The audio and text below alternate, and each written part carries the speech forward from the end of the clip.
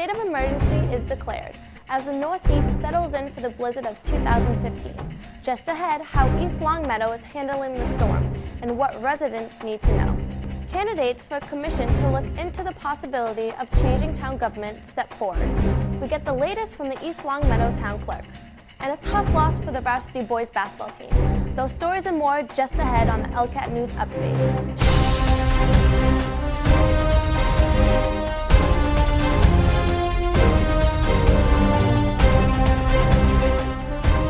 Good evening, I'm Rebecca Green. A state of emergency is in effect for the state of Massachusetts.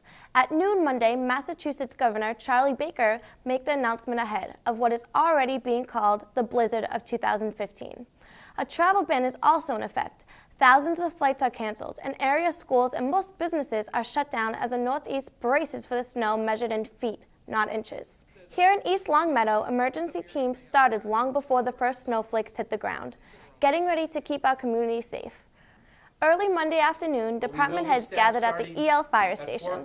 Emergency Management Director Anthony Gentile has been in constant contact with the state in order to coordinate local efforts. Governor Baker wasn't able to get on the phone. The Lieutenant Governor was there. She said that they called up 300 National Guard soldiers, but they can have up to as many as 500 if the need arises for it. They were stressing serious winds. They said they haven't stressed the winds enough, but they're calling for 35 to 40 mile an hour wind gusts overnight and Tuesday morning. That's pretty windy. That can blow down tree limbs. A lot of our tree limbs are already cut back from October, but they're calling for sporadic power outages that could last a long time because of the amount of snow that we're going to get. Since we are going through all the vehicles now, plow blades, taking care of all the issues that we do have going on with any of the related stuff from the storm on Saturday. Police and fire asked East Longmeadow residents to limit the number of emergency calls unless it is an actual emergency.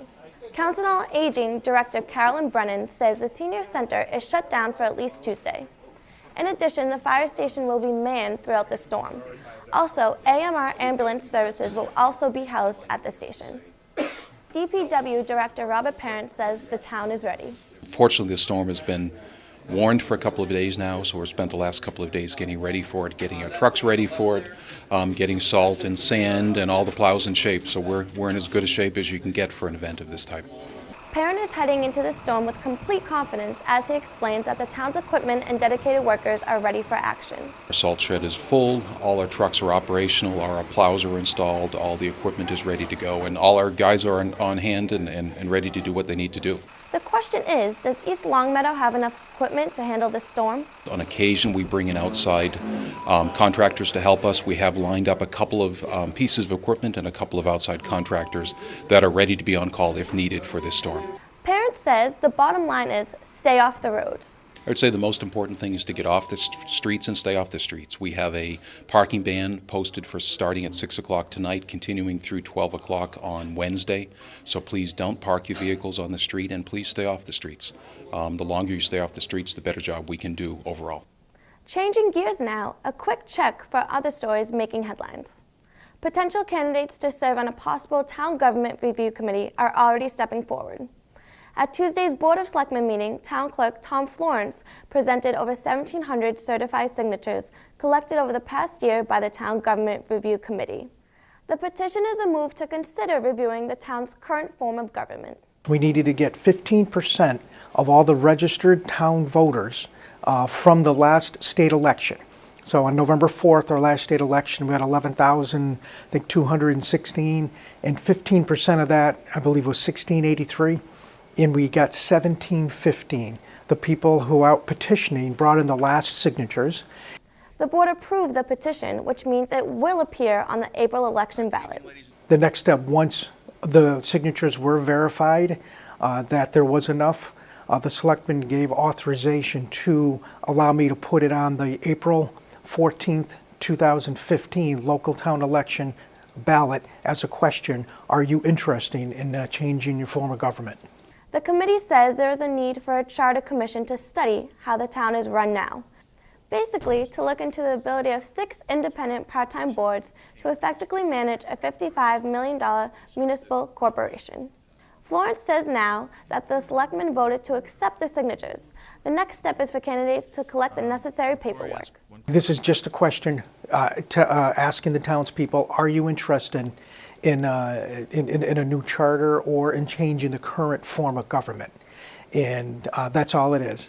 And if you get enough people, more people that say yes to no, then what that stems is a charter commission.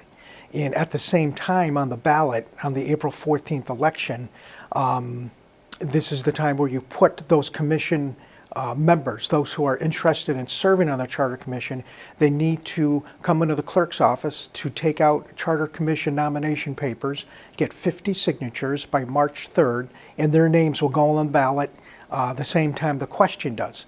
And the top 9 vote getters from the Charter Commission will make up the commission itself. There has been a couple people who have inquired about it, and we do have the Charter Commission paper being delivered to us from the Secretary of State's office. So anytime anybody does want to come in and take out papers, they're welcome to. In sports news, a tough loss for the Spartan boys basketball team. The Spartans fell just short in Friday's match up against the Northampton Blue Devils. The teams gave the fans an exciting game to watch as the score went back and forth throughout the night. The Spartans led the game at halftime with a score of 27-21. Unfortunately, East Longmeadow couldn't hold up and lost by only 2 points with the final score at 66-64. Our very own A.J. Allen had an impressive 19 points, as Nate Lindsay finished with 17 points. Their next game is Tuesday, January 27th at 7 p.m. at Chicopee High School. Well, that will do it for us tonight. Thanks for watching ELCAT News Update. For more information about the storm and town announcements, please check the East Longmeadow Town website at eastlongmeadowma.gov. I'm Rebecca Green. Until next time, good night.